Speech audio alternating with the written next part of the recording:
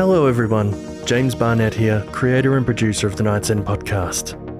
Sorry to interrupt the episode, but wanted to give a shout out to our newest patron, Lionel Ray Green, who wrote the fantastic episode Scarecrow Road from last week. If you haven't yet listened, be sure to check it out. Thank you, Lionel, for joining the Horde. Without your support, we wouldn't be here.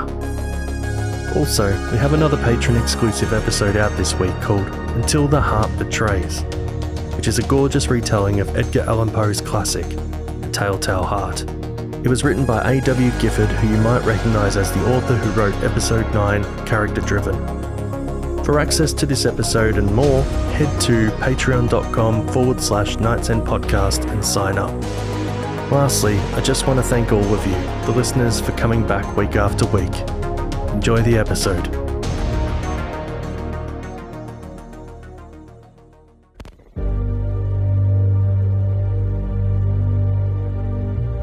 Hello. Can you hear me? Make sure you take the right door on your way down. There's no telling where you'll end up.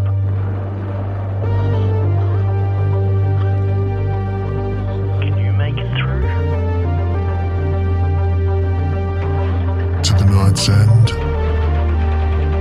I'll see you soon.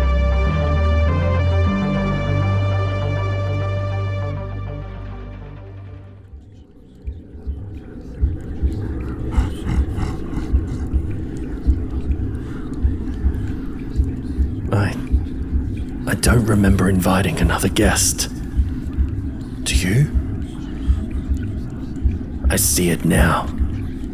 The weight in the air. The shift in the stories. He's been waiting. For you. You don't know what you are to him, do you? Neither do I. But I know this. He doesn't want the stories. He wants the storyteller. Listen to me, friend. Do not answer him. No matter what he says, no matter what he promises. Now, another distraction. A story. Lifetime Commitment. Written by Carolyn O'Brien. And narrated by Mike Ricard.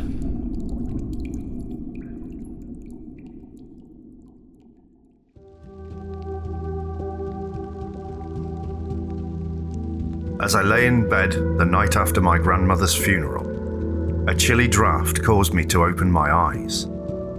I lifted my head off the pillow to search for the quilt bunched at the bottom of the mattress. My gaze locked onto my grandmother's moonlit face as she sat in the papasan chair in the corner of my room. She shook her finger at me as if I were being naughty, and though her lips did not part, the words "Negative Nelly" resounded over and over again. She showed up the next several nights too, and I began to recall the time not so long ago when I called her a negative Nelly. That morning she was reluctant to make a phone call. Now I could only pray she knew I was being juvenile when I said that. Was she angry with me? She lived in the corner house, 4 doors down from mine, and each Friday before school I would show up at her door with a breakfast entree, courtesy of Mother. We would eat together in her retro-style kitchen, and after I left for school, Mother and Grandmother would take a relaxing stroll through the neighbourhood. Grandmother would then settle in front of her PC to play online games, and Mother would leave a mug of coffee, a bottle of water, and her meds on a TV tray beside her. Every afternoon at 2:30, she took a nap in her recliner. It was her Friday morning routine ever since I started middle school. She was a particular woman with a trifecta of quirks. Quirk number 1, her faded striped green reclining chair had to be positioned directly under the skylight. Grandmother said she enjoyed taking morning naps in the sun, so she kept her favourite chair under the skylight, even though it continued to fade.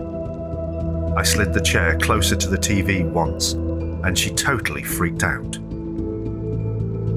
Quirk number 2. The drinking straws on the counter were divided into groups of specific colours, and each colour was in its own clear glass flower vase. She made sure to rotate the colour of the straw she used, because the numbers of each colour had to be equal. Mother made sure to always ask her which colour she wanted before setting a mug of coffee in front of her. Quirk number 3. There were 3 shelves of books in her house. In the centre of the first bookshelf was a thick family Bible. On either side of the cumbersome anthology, a collection of biographies and autobiographies descended like literary steps. A 9x12 large print dictionary towered between a set of 10 encyclopedias. From left to right on the third shelf, mystery novels were arranged to form an upward staircase, ending with the big book of household hints. Then the stairs led downward as each successive book shortened in height. Remove a book, and you'd better put it back in the same spot. One afternoon, school had an early dismissal due to a plumbing issue. The bus stop was on the corner in front of Grandmother's house, so I sauntered up the steps and rapped on the window. She was playing her computer games, and she only stopped long enough to swivel in her office chair and wave to me. I smiled and held up my hand in acknowledgement, but when she spun back around, I kind of felt dismissed. This awkward moment is what ignited our conversation the next morning. As I unpacked the pan of baked oatmeal courtesy of Mother, Grandmother prattled on about her obsession with an online game called Twisted, a game she hadn't seen in 15 years. It was a puzzle game, and it sounded like a good pastime to keep her mind sharp. She mentioned that the game was frequently interrupted by an advertisement. She sang, "It will happen, just wait and see. Call 555-6543. I indulgently giggled and asked her if she called the number. When she replied that she certainly did not, I asked her why. She argued that there was a commitment behind every phone call, especially when devious advertisements were involved. I told her to stop being a negative Nelly, and she changed the subject. The following Friday, while we shared a warm bread pudding courtesy of Mother, Grandmother also shared a recent recurring dream that she had been having. She dreamed that Grandfather sat on a shiny piano bench. His fingers danced on invisible piano keys. Oddly, he reiterated the jingle from the commercial that was playing during Twisted, and ended his performance with "Dun dun dun." The tune played in movies as a warning to impending doom. Grandfather had passed away when I was an infant. He and Grandmother went to a bed and breakfast and on impulse decided to stay overnight, something they hadn't done in years. Grandfather died the next day, and Grandmother said that she was grateful that they had the romantic time together. I heard many times how he often serenaded Grandmother on the keyboard when he was alive. I suggested that her dream was a sign that she should call the phone number. She dialed right then and there, and pressed speaker so I could listen. "Hello, I'm Angela," a female voice said. "Here's what you could look forward to today." It was a recording. She dispatched a list of actions that could be expected to happen as the day progressed. Then, in a sing-song way, "It will happen, just wait and see. Call 555-6543. I touched 7 to delete and disconnect the call. We chatted about my theory that some individuals may rely on horoscopes and fortune tellers to give them hope. Before I departed, I scratched a few of the predictions that we remembered on a notepad and left it on the counter. I had a big soccer game Saturday, so I hugged Grandmother and promised I'd be over on Sunday. The porch swing jounced and jangled as we sat. I was curious to know if any of the prophecies came to pass, so we read the list I compiled on Friday morning and checked off each foretold event. I remember one of the quotes I wrote down said something like, "A timely interruption will give you a much-needed reminder to pause." Grandmother validated the statement by declaring that her medication alarm sounded in the middle of her computer game. Thereby, she was reminded to pause to take her pill. I replied that she was making quite a stretch with her rationalizing. Most of our discussion went similarly. and when the silliness of our debate ended, I was sure grandmother was finished with the matter. A few weeks later, I was setting the table when grandmother confessed that she had been calling for the daily predictions. She said that she could not get that ditty out of her head. The tune even kept her awake at night. She added the number to her short list of contacts on her speed dial. She had been setting her alarm earlier and waking at 6:30 every morning to listen to an updated account of the day's potential occurrences.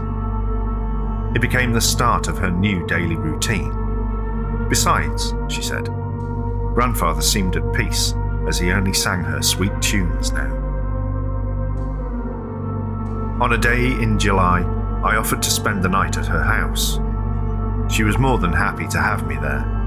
We played cards and made popcorn. I found out that grandmother actually hated popcorn. I slept in mother's old room.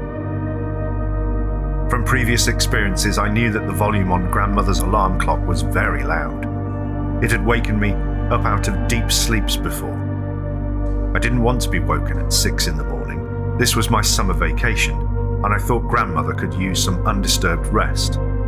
So I waited until she started snoring, and I tiptoed to her bedroom to turn off the alarm. In the morning, I rolled onto my back and yawned while stretching under the thin, soft sheet. I sat upright and pivoted, my legs dangling off the side of my bed, my toes barely touching my slippers. I pushed myself to my feet, sliding into my open-heel scuffies, and shuffled into the kitchen, but grandmother wasn't there. I sauntered across the linoleum floor and rounded the corner to her bedroom. Woefully, I stood in the hallway just outside the open door to grandmother's bedroom. I knew she was dead. I couldn't hear anything except a bird outside the window across the room. I stepped through the threshold and ambled toward the corpse on the bed. Its hand felt cool, not cold, but not warm and alive. My vision moved to the glowing numbers on the digital clock. They read 10:02. After grandmother's funeral, I traipsed to my bedroom and plopped into my desk chair. As I reached for a book to press a funeral flower in, I accidentally nudged the computer mouse, and the display on my open laptop lit up. I must have forgotten to log out of my Go Arcade account the night before, and was momentarily taken aback when I saw the games menu. Twisted topped the list, so I clicked on the logo as I thought of grandmother. Immediately, a commercial played. A familiar phone number on a red background took over the screen. A female voice sang the words, "It will happen, just wait and see. Call 555-6543. A feeling of melancholy shot through me as I remembered my grandmother singing the jingle, and I hoped she didn't hear the falsity in my voice when I laughed. I snapped the laptop shut. One evening, my aunts and uncles sat at the dining room table reminiscing about grandmother. I contributed to the conversation by mentioning her self-proclaimed addiction to the online game, Twisted. Mother gasped quietly, adding that grandfather's addiction to his daily horoscope started when he discovered that game. He telephoned for predictions every day until he expired, she declared. As usual, I began to ponder that conversation while I lay awake that night. Maybe grandfather forgot to read the daily prophecies because he was preoccupied with his amorous tryst. What if he needed those insights to have something to look forward to? Did he die because he didn't know what was in store that day? I could not stop analysing the situation. My thoughts turned to grandmother. I wondered if I convinced her to start something she literally could not finish. Maybe grandfather was warning her not to make that call when he came to her in her dreams. I prevented her from calling the number the morning she died. Did I kill my grandmother when I turned off the alarm? Did she try to warn me when she shook her finger, implying that calling the number was the wrong thing for me to do? Was she conveying that there was a lifelong commitment behind this phone number? Dreams are too easily misconstrued. Why don't the dead speak plainly? Now, I'm afraid to stop calling the damn number.